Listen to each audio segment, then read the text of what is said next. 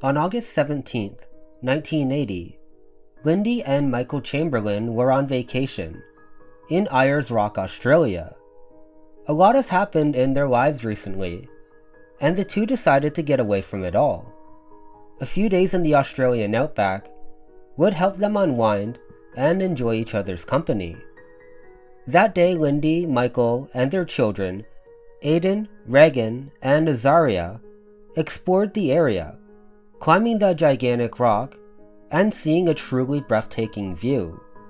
This was exactly what the doctor ordered, Lindy thought to herself. That evening, the Chamberlains cooked dinner at the communal barbecue, chatting with other families about their lives and generally enjoying each other's company. But at around 8 p.m., that all changed.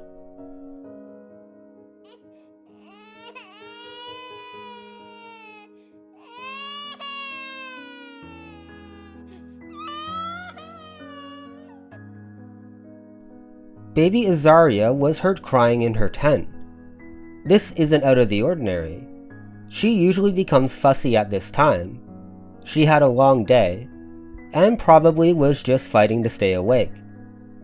However, these cries did sound slightly different from how they usually do. Lindy got a weird feeling that Azaria may need something. Maybe the little one was still hungry, or wanted to spend a few more minutes with everyone at the barbecue. Lindy made her way to the tent, but as she did, she saw something small scurrying out of it. It was quick and gone before she knew it. Lindy then remembered Azaria's cries and rushed inside the tent. But to her horror, her baby was gone. In one of the most infamous and heartbreaking cases Australia has ever had would begin. Hello, my name is Joseph Palmer, and today I wanted to talk about the tragic case of Azaria Chamberlain and how her death may be the most infamous in Australian history. Now, without further ado, let's begin.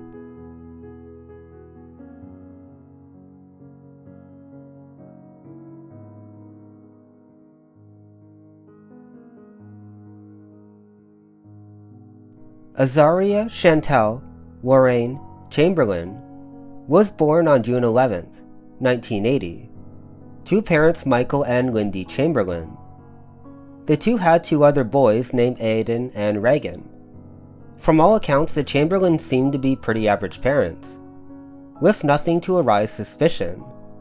However, that would soon change on August 17th, when vacationing in Ayers Rock, Australia. Lindy Chamberlain burst out of her tent and made a truly terrifying claim. The dingo's got my baby! What?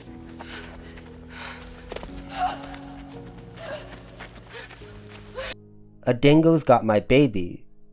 Lindy began running up and down the campground, screaming this very line.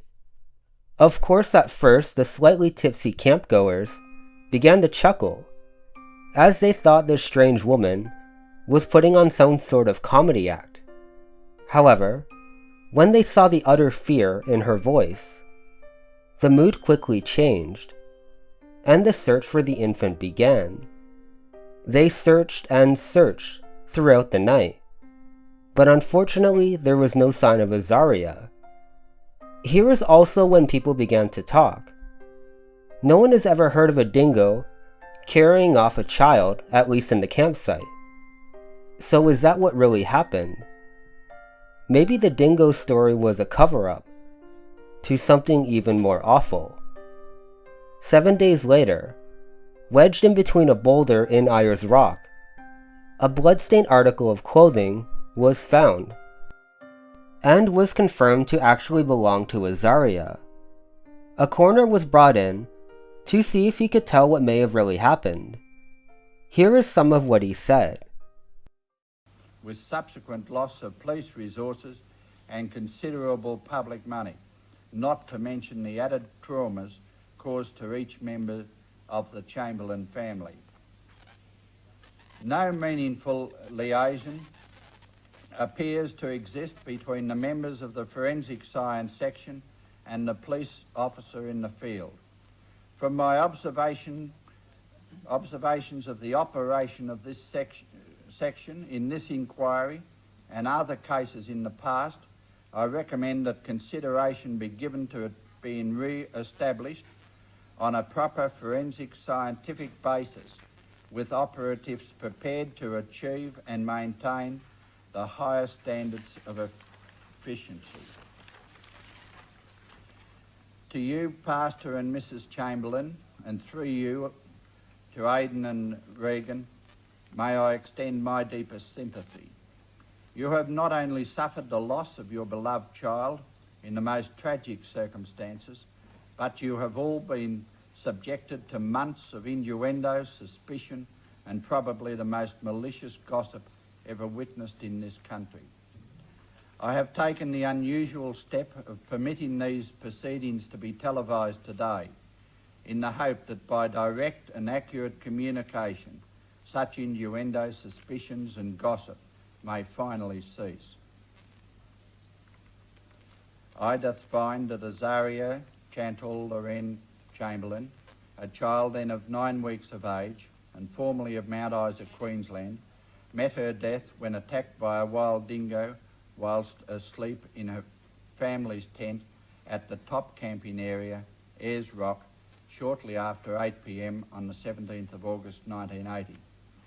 I further find that in attempting to remove this babe from the tent, the dingo would have caused severe crushing to the base of the skull and neck and lacerations to the throat and neck. Such injuries would have resulted in swift death. I further find that neither the parents of the child nor either of their remaining children were in any degree whatsoever responsible for this death. I find that the name Azaria does not mean and never has meant sacrifice in the wilderness.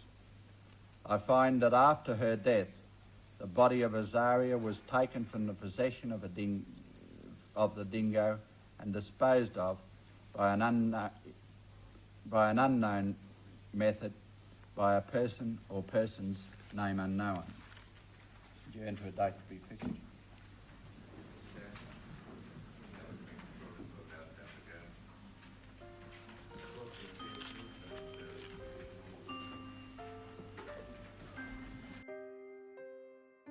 You see, officers over the months didn't believe the Chamberlain's story, and even ignored the evidence to follow their theory that the baby was murdered.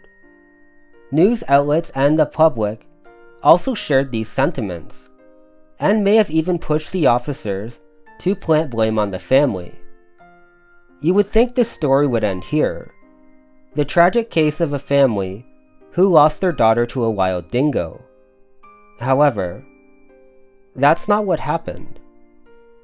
A number of people were dissatisfied with Barrett's findings. Some experts, such as Kenneth Brown, a forensic dentist who had given evidence at the inquest, felt their work had been called into question.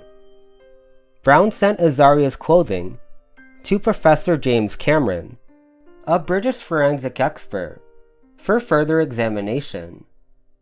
His results, together with significant pressure from the Northern Territory government and police, led to the first inquest findings being squashed. The police raided the Chamberlain house, and the rumor mills went into overdrive. Every aspect of the Chamberlain's life became fodder for the next media story.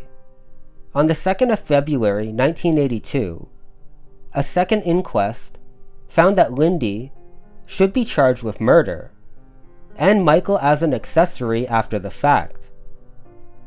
The trial ran from the 13th of September until the 29th of October. Australia watched every moment, captivated outside the courthouse. Stalls were set up selling souvenirs and t-shirts. The prosecution held that Lindy had murdered Azaria and concealed her body in the family's Tarana, and that the couple had later disposed of it. A range of experts presented forensic evidence, Much of it has since been proven to be flawed or incorrect. A spray pattern found under the dashboard of the Chamberlain's car was said to be that of fetal blood, but was actually a sound-deadening compound applied during the car's manufacturing. The Chamberlains had the unwavering support of the other campers presented that evening, and indigenous trackers gave evidence that supported their accounts. Furthermore, senior park rangers testified that dingo attacks on children have occurred in the area months preceding Azaria's death. Nevertheless, the Chamberlains were found guilty. Lindy Chamberlain was sent to Darwin's Barama prison. It was there that Kalia Chamberlain, Michael and Lindy's second daughter, was born in November of 1982. 2 appeals followed the first, heard by the federal court in April of 1983, but it was rejected. The second was lost in the High Court of Australia in February of 1984. The Chamberlain Innocence Committee was formed with the aim of building public support for a new inquiry. A crucial piece of evidence, Azaria's jacket, which police had insisted did not exist, was found 6 years later, after Azaria had been taken, near a dingo den, all but confirming the animal was responsible. Lindy was released from prison in February of 1986. Also in 1986, Trevor Morling headed up a royal commission into the Chamberlains' convictions. The convictions were overturned. However, it still returned an open verdict, despite Morling's finding that the evidence affords considerable support for the view that a dingo may have taken the child. And it wasn't until 2012 when a fourth inquiry found that the cause of Azaria's death was the result of being attacked by a dingo. After the verdict, Michael was quoted as saying, "This battle, to get to the legal truth about what caused Azaria's death, has taken too long. However, I am here to tell you that you can get justice, even when you think that all is lost." Lindy also weighed in, stating no longer will Australia be able to say that dingoes are not dangerous, and only attacked if provoked. We live in a beautiful country, but it is dangerous. This, of course, was a shock to Australians, as they had to come to terms that there may be indeed dangerous animals in their country. Here's the other one. That's not a knife. This is a knife. Yeah, that's it. That's the big one. That's not a knife. Oh, we could go on. We could go on. We could go on, and we will go on. Oh, I've got 60 more. Look at that kangaroo. Now I'm becoming a Cockney chimney sweep. that's what I was trying to do. I don't think you could go on. I think that's it. I think that's I bet I Australia's. could. That's all Look, the water's going down the drain the wrong way. A dingo ate my baby. A dingo ate my baby. Yeah, the dingo ate my. Hello? Right, I'm calling all the way from Squatters Crag, Australia, and I want to speak to Dr. Bat Simpson right now. Hold, please. All right, but I don't... Payroll, Bert Stanton speaking. Oi! I said Bat Simpson. What kind of a company is this? Bart Simpson's office? Oh, thank the great good Lord. Look, I was just... One moment, please. Who do they think I am? Some stupid Aussie drongo? Bleeding Yanks. I oughta... This is Bart Simpson. Can I help you, ma'am? Yeah, hey! My name is Bruno Drundridge, right? You owe me $900, mate. No, you owe me $900. You're just some punk kid, aren't you? You picked the wrong guy to tangle with here, mate. I don't think so. You're all the way in Australia. Hey, I think I hear a dingo eating your baby. Yeah, well... Ellen, Have you seen my fiancé? He's upstairs. Are you going upstairs? Tell my fiancé I'm looking for him. I have lost my fiancé, the poor baby. Maybe the dingo ate your baby. Of course, one of the most famous sayings in the world, or a variation of it, came from this case. And it is worth asking, are we being disrespectful to the memory of Azaria, turning this tragic event into a joke? I'm for free speech, even speech I don't like, so I think it's fine. Besides, it's a fun saying, and I don't think anyone is making fun of the actual event. But I would love to know what you think. Azaria Chamberlain was tragically eaten by a dingo before she could even walk, before she could even talk, and before she could even really live. I truly hope that Azaria and her family were able to find peace in either this life or the hereafter.